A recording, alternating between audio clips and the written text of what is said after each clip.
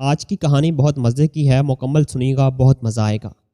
شادی کے اگلے روز شوہر نے مجھے 5 لاکھ دیے اور میرے چہرے پر کھینچ کر 5 تھپڑ مارے۔ شوہر کے ہاتھوں کے نشان میرے چہرے پر چھپ گئے تھے۔ میرا تو دماغ گھوم گیا تھا۔ اس کے بعد شوہر نے مجھے گھر سے نکال دیا۔ ساس بولی، اپنے ساتھوں بھائیوں کو بتا دینا کہ آج ہم نے اپنا بدلہ لے لیا ہے۔ میں روتی ہوئی گھر پہنچی تو ساتھوں بھائیوں نے میرے ہاتھ میں ایک کاغذ تھمایا اور کہا، جا کر اپنے شوہر کو دکھاؤ، وہ تم سے معافی بھی مانگے گا اور اپنی ماں کو تھپڑ مار کر گھر سے نکال دے گا۔ میں نے واپس جا کر شوہر کو وہ کاغذ دیا تو میرے سر پر آسمان گر پڑا، کیونکہ شوہر نے تو آج جمعے کا دن تھا اور بہت سے لوگ مسجد میں نماز پڑھنے جا رہے تھے اور میں مسجد کے باہر بیٹھی بھیک مانگ رہی تھی۔ میں اسی طرح سے بھیک مانگ کر اپنا گزارا کرتی تھی۔ مسجد میں کوئی بھی خوبصورت لڑکا جاتا تو میں اس کی طرف حسرت سے دیکھتی اور دعا کرتی کہ میری اس لڑکے سے شادی ہو جائے تو میری زندگی بھی سنور جائے گی۔ اچانک میری نظر ایک چہرے پر پڑی۔ وہ ایک بے حد حسین اور خوبرو نوجوان تھا، جسے دیکھتے ہی میرا جی چاہا کہ کاش یہ شخص میری طرف متوجہ ہو جائے، لیکن وہ خاموشی سے مسجد گیا اور واپسی پر سرسری انداز میں مجھے 500 کا نوٹ دے کر چلا گیا۔ میں اسی سخی دل انسان کو دیکھ کر بہت متاثر ہوئی تھی۔ میں اگلے دن پھر اس کا انتظار کرنے لگ گئی تھی۔ وہ ظہر کی نماز مسجد میں آ کر پڑھتا تھا۔ میں بہت بے چین ہوتی کہ کیسے اس سے بات کروں۔ ایک دن میں نے تنگ آ کر اس سے بات کرنے کی ٹھان لی۔ جیسے ہی وہ نماز پڑھ کر باہر نکلا، میں اس کے پیروں میں گر گئی اور بولی، اللہ کا واسطہ صاحب، میری مدد کرو۔ اس دنیا میں عورت کا کوئی ٹھکانہ نہیں ہے۔ یہاں کے ظالم بھیڑیے مجھے کھا جائیں گے۔ خدا کے لیے مجھے پناہ دے دو۔ میں رو رہی تھی۔ اس طرح کے ڈرامے تو میں خوب جانتی تھی۔ اس نے پہلے تو مجھے ہٹانے کی بہت کوشش کی، لیکن جب میں مسلسل اس کے سامنے روتی رہی تو آخر اس نے تنگ آ کر کہہ ہی دیا، اچھا ٹھیک ہے، چلو میں تمہیں اپنے ساتھ لے جاتا ہوں۔ اس کی یہ بات سن کر میرے دل میں خوشی کی لہر دوڑ گئی۔ اس نے مجھے اپنے ساتھ پچھلی سیٹ پر گاڑی میں بٹھا دیا۔ میرے دل میں کوئی ڈر نہیں تھا۔ سارے راستے وہ خاموشی سے بیٹھا رہا۔ تقریباً 1 گھنٹے بعد گاڑی ایک گھر کے سامنے جا کر رکی۔ وہ مجھے اندر لے گیا۔ وہ گھر زیادہ بڑا نہیں تھا۔ میرے ذہن میں کئی سوالات تھے، لیکن میں نے خاموش رہنا مناسب سمجھا۔ جیسے ہی ہم اندر داخل ہوئے، ایک عورت باہر آئی۔ اس نے میرے ساتھ کھڑے شخص سے سلام کیا۔ تبھی ایک آدمی بھی کمرے سے باہر آیا۔ اس کے بعد ان دونوں میں کچھ گفتگو ہوئی، جس کے بعد یہی طے ہوا کہ میں اب یہیں رہوں گی اور میرا سارا خرچ وہ شخص اٹھائے گا۔ لیکن اب وہ مجھے اپنے گھر لے جا نہیں سکتا تھا۔ یہ فیصلہ مجھے کچھ خاص پسند نہیں آیا تھا، کیونکہ میں تو اس کے ساتھ ہی رہنا چاہتی تھی۔ میں تو اسے پہلی نظر میں ہی اپنا بنانے کی خواہش کر بیٹھی تھی۔ خیر، وہ مجھے وہاں چھوڑ کر چلا گیا تھا۔ اس گھر میں صرف فردوس اور اس کا شوہر رہتے تھے۔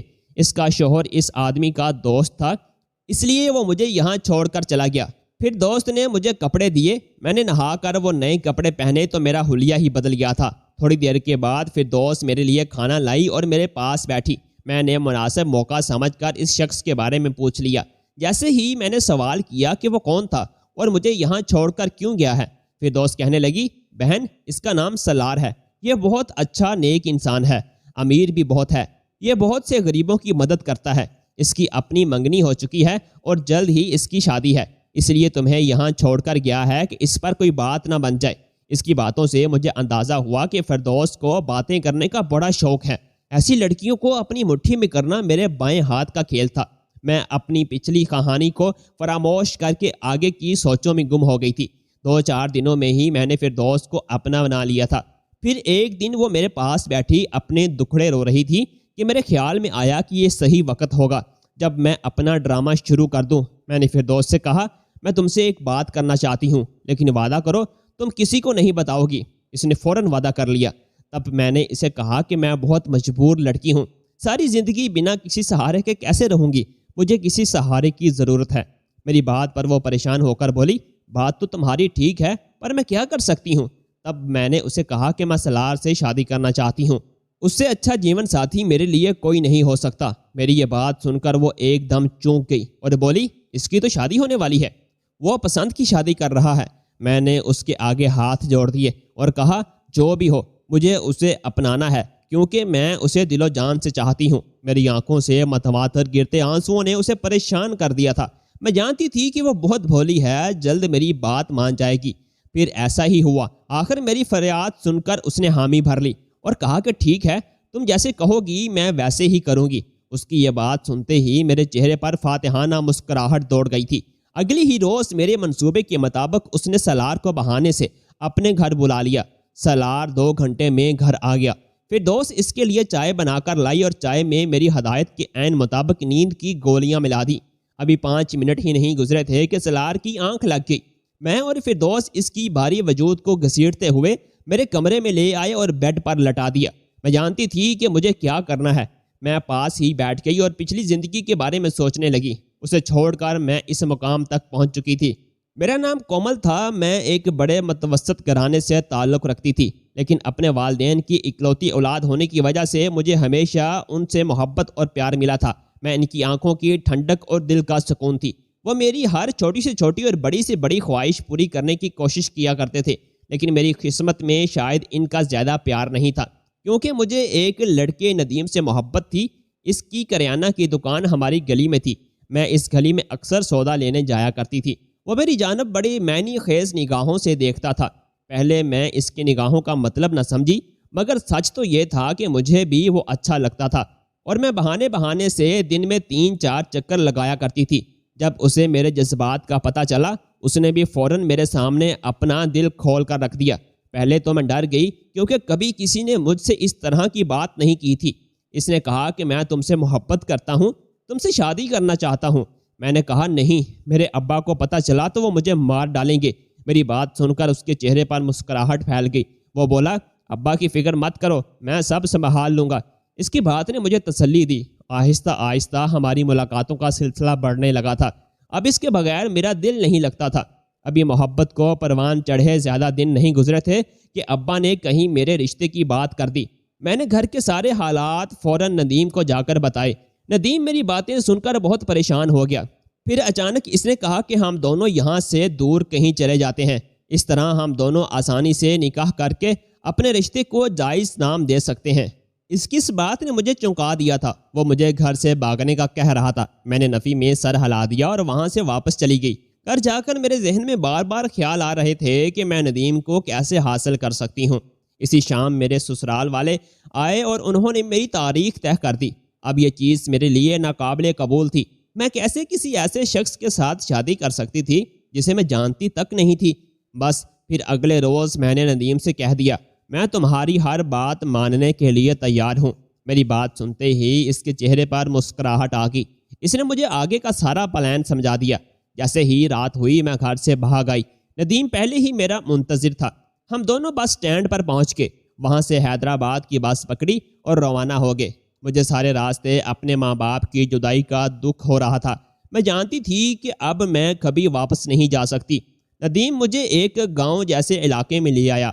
ہم دونوں وہاں ایک کرائے کے مکان میں رہنے لگے۔ میں نے اس گھر میں پہنچتے ہی اس سے کہا کہ ہم دونوں نکاح کر لیتے ہیں۔ میری اس بات پر اس نے محبت سے میری طرف دیکھا اور بولا، ہاں اب ہم جلدی سے ہی شادی کر لیں گے۔ اس کی اس بات سے مجھے تسلی ہو جاتی کیونکہ وہ بھی تو میری طرح گھر بار چھوڑ کر ہی آیا تھا۔ ہم پہلی بار ایک ساتھ رہ رہے تھے۔ زندگی بہت خوبصورت لگنے لگی تھی۔ یوں ہی 7 دن گزر گئے۔ میں نے اس سے ضد کی کہ آج تو ہمارا نکاح ہو جانا چاہیے تھا۔ پہلے تو وہ یوں ہی باتیں کرتا رہا، لیکن جب میں نے اپنی ضد نہ چھوڑی تو اس نے کہا، ٹھیک ہے، میں جاتا ہوں اور نکاح کے لیے مولوی صاحب کو لے کر آتا ہوں۔ یہ کہہ کر وہ باہر چلا گیا اور میں تیار ہونے لگی۔ مغرب کی اذان ہو گئی تھی مگر وہ لوٹ کر نہیں آیا تھا۔ میں نے اس کا بہت انتظار کیا مگر اس کی کوئی خبر نہ آئی۔ پوری رات میں نے نگاہوں میں گزار دی۔ میرے پاس کچھ نہیں تھا جس سے میں ثابت کر سکتی کہ اس کا اور میرا کوئی تعلق تھا۔ اس کے بعد پھر وہ کبھی نہیں آیا تھا۔ مہینہ ختم ہوا تو مالک مکان نے کرائے کی ڈیمانڈ کر دی، جو کہ میں پوری نہیں کر سکتی تھی۔ اگلے مہینے کی 10 تاریخ کو اس نے مجھے دھکے دے کر گھر سے نکال دیا۔ اب میرے پاس کوئی ٹھکانہ نہیں تھا۔ میری منزل کہاں تھی میں نہیں جانتی تھی۔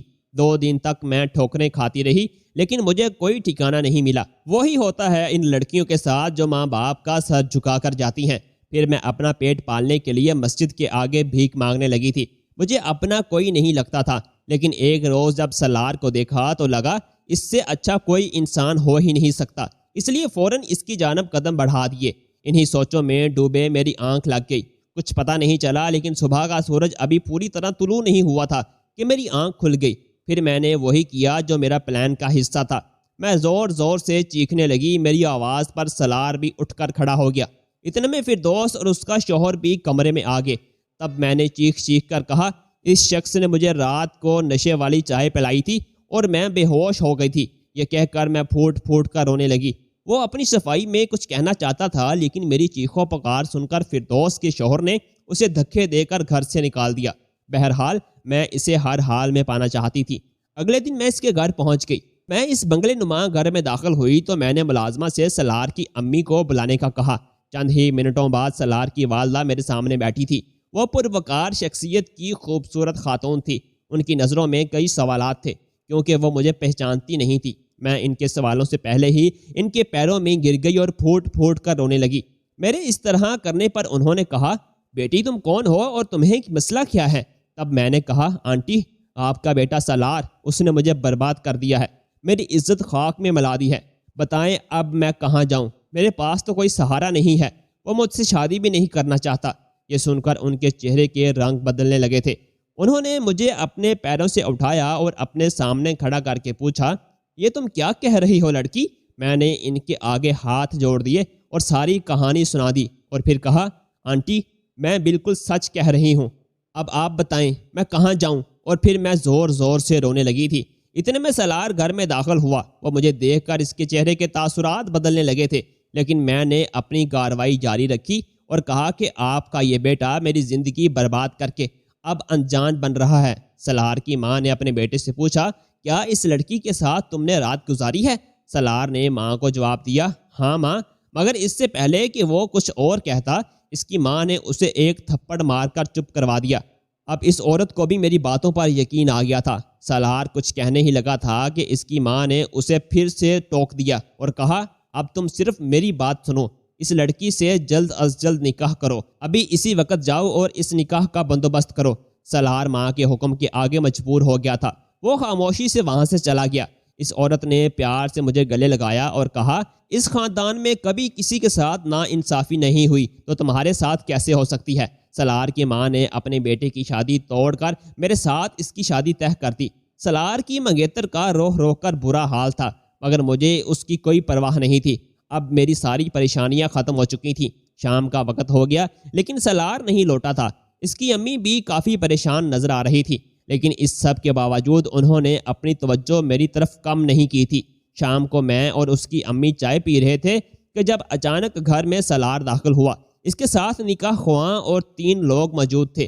اسے دیکھ کر میرے چہرے پر مسکراہٹ آ گئی۔ وہ لمحہ مجھے خواب سا لگ رہا تھا۔ پھر اگلے ہی لمحے بڑی سادگی سے ہم دونوں کا نکاح ہو گیا۔ مجھے ہلکا پھلکا زیور اور میک اپ پہنا کر سلار کے کمرے میں بٹھا دیا گیا۔ میں اپنی اس زندگی سے بے حد خوش اور مطمئن تھی، مگر کچھ دیر کے بعد سلار کمرے میں داخل ہوا۔ اس کے ہاتھ میں کاغذات تھے۔ وہ آیا اور میرے پاس بیٹھا۔ میں جو اسے پیار محبت کی باتیں کرنے کا سوچ رہی تھی، میرے سارے خوابوں کو وہ کس انجام تک پہنچانے والا تھا، یہ میں نے سوچا بھی نہیں تھا۔ اس نے حق مہر میں لکھی 5 لاکھ کی رقم میری جولی میں رکھ دی اور میرے چہرے پر 5 زوردار تھپڑ مارے۔ میرا دماغ چکرا گیا، میری آنکھوں کے سامنے اندھیرا چھا گیا۔ تب اس نے کہا، یہ تمہارا طلاق نامہ ہے، تم نے یہ سارا ڈرامہ صرف پیسوں کے لیے رچایا تھا۔ اب تمہیں پیسے مل گئے ہیں اور میں نے اپنا بدلہ بھی لے لیا ہے۔ اب تم یہاں سے نکل جاؤ، اس سے پہلے کہ میں تمہیں پولیس کے حوالے کر دوں۔ میری آنکھوں میں آنسو آ گئے تھے۔ میری کیسی قسمت تھی کہ شادی کی رات ہی شوہر نے مجھے طلاق دے دی تھی۔ اس کی امی بھی چیخو پکار سن کر ہمارے کمرے میں آ گئی تھی۔ وہ حیران تھی کہ یہ کیا ہو رہا ہے، لیکن سلار نے انہیں صاف الفاظ میں کہہ دیا کہ میں نے اس لڑکی سے اپنا بدلہ لے لیا ہے۔ اگر اب آپ لوگوں نے اس معاملے میں دخل اندازی کی تو میں یہ گھر چھوڑ کر چلا جاؤں گا۔ اس بات پر سلار کی ماں چپ ہو گئی تھی۔ میں روتی ہوئی وہاں سے نکل آئی اور ایک باغ میں بیٹھ گئی۔ وہاں کافی دیر روتی رہی۔ مجھے روتا دیکھ کر ایک 7 آدمیوں کا گروہ میرے پاس آ گیا۔ وہ لوگ مجھ سے رونے کی وجہ پوچھنے لگے۔ میں ان سے ڈر گئی اور بھاگنے لگی۔ تبھی ان لوگوں نے میرے سر پر ہاتھ رکھا اور کہا، تو ہم ساتوں کو اپنا بھائی سمجھو، ہم سے ڈرنے کی ضرورت نہیں، ہم تمہاری ہر طرح سے مدد کریں گے۔ تب میں نے روتے ہوئے اپنی ساری کہانی انہیں سنا دی۔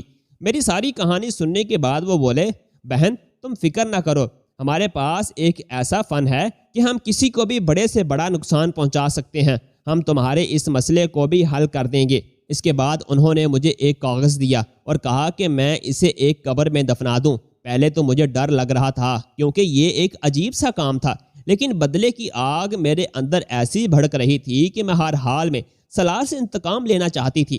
اب میں ان 7 بھائیوں کے لیے کام کرتی تھی، میں گناہ کی راہ پر لگ رہی تھی۔ وہ 7 بھائی کالا علم کرتے تھے، وہ جو کہتے میں ویسا ہی کرتی۔ اب میں ان کی ٹیم کا حصہ بن چکی تھی۔ ایک روز کسی کام سے بازار گئی تو دکان کے سامنے مجھے ایک آدمی نظر آیا جو زمین پر اس طرح لیٹا تھا جیسے کوئی معذور انسان لیٹا ہو۔ ہر کوئی اس کو کچھ نہ کچھ دے کر جا رہا تھا۔ میں اس کی جانب بڑھی، لیکن جب میں نے اس کا چہرہ دیکھا تو میرے ہوش ہی اڑ گئے تھے۔ یہ وہی تھا جس سے میں نے بے پناہ محبت کی تھی، وہ سالار تھا۔ آج اس کا روب و باوقار شخصیت، ہر چیز مٹی میں مل گئی تھی اور میرا دل خون کے آنسو رو رہا تھا۔ میں اس سے بدلہ لینا چاہتی تھی، مگر اسے اس انجام تک نہیں پہنچانا چاہتی تھی۔ میں وہاں سے مڑ کر بھاگ گئی۔ میرا دل تیزی سے دھڑک رہا تھا۔ میرے اندر احساس ندامت اس قدر بڑھ گیا تھا کہ میں اسے بالکل ٹھیک دیکھنا چاہتی تھی۔ میں نے سوچ لیا کہ میں کل سالار کے گھر جاؤں گی، اس کے گھر والوں کو ساری سچائی بتا کر سالار کو اس کے گھر لے جاؤں گی۔ لیکن اللہ کو کچھ اور ہی منظور تھا۔ اسی رات مجھے فالج کا اٹیک آیا اور میں خود معذور ہو گئی۔ میرے لیے یہ صدمہ بھی بڑا تھا۔ میں اپنے پیروں پر کھڑی نہیں ہو سکتی تھی، مگر میرے ذہن میں اس شخص کا خیال بار بار آتا تھا جسے میں نے برباد کیا تھا۔ جیسے ہی میری طبیعت تھوڑی سنبھلی، میں ویل چیئر پر 7 بھائیوں کے پاس گئی اور کہا، اس جادو کا کوئی توڑ کرو، اس نے تو الٹا مجھے ہی برباد کر دیا ہے۔ میری بات سن کر وہ ہنسنے لگے اور بولے، جادو صرف ان لوگوں پر اثر کرتا ہے جو دین سے دور ہوتے ہیں۔ اگر تم ایک دیندار عورت ہوتی تو تمہارے ساتھ ایسا کچھ نہ ہوتا۔ بہتر ہے کہ تم یہاں سے چلی جاؤ۔ یہ سن کر میری آنکھوں میں آنسو آ گئی۔ میں جان گئی کہ ان لوگوں نے میرا غلط استعمال کیا ہے۔ اگلے دن ہمت کر کے میں اس لڑکی کے پاس گئی جس سے میں نے سالار کو دور کیا تھا۔ میں نے اسے اپنے پچھلے کیے سارے گناہ بتا دیے اور کہا، سالار بے قصور ہے، یہ سب میری وجہ سے ہوا تھا۔ میں اس کے سامنے ہاتھ جوڑ کر فریاد کرنے لگی۔ تب اسے میری بات پر یقین آ گیا تھا۔ اس نے کہا کہ وہ خود حیران تھی کہ سالار کو کیا ہوا ہے۔ اچانک اس کا سارا کاروبار تباہ ہو گیا تھا، وہ ایکسیڈنٹ میں معذور ہو گیا تھا۔ پھر بھی وہ روز اپنے گھر والوں سے جھگڑا کرتا اور اپنا گھر بھی اس نے چھوڑ دیا تھا۔ وہ سب جادو کا اثر تھا۔ پھر میں اسے اپنے ساتھ وہاں لے گئی جہاں میں نے سالار کو دیکھا تھا۔ میں خود واپس آ گئی کیونکہ مجھ سے سالار کا سامنا کرنے کی ہمت نہیں تھی، مگر مجھے ایک سکون اور اطمینان مل گیا تھا۔ سالار کی مگیتر نے اس کا جادو تڑوا لیا تھا۔ کچھ دنوں بعد مجھے سالار اور اس لڑکی کی شادی کی خبر ملی تھی، جسے سن کر میرا دل بے حد خوش ہوا تھا، جیسے میری زندگی کا مقصد پورا ہو گیا ہو۔ اب میں آسانی سے موت کو گلے لگا سکتی تھی کیونکہ میری زندگی میں ہر طرف سکون تھا۔ شاید جب تک آپ کو یہ کہانی سننے کو ملے تب تک میں مر چکی ہوں، لیکن آپ سے ایک التجا ہے کہ میری مغفرت کے لیے دعا ضرور کیجیے گا۔ کیا پتہ کس کی دعا قبول ہو جائے اور میری آگے کی منزل آسان ہو جائے۔ اللہ حافظ۔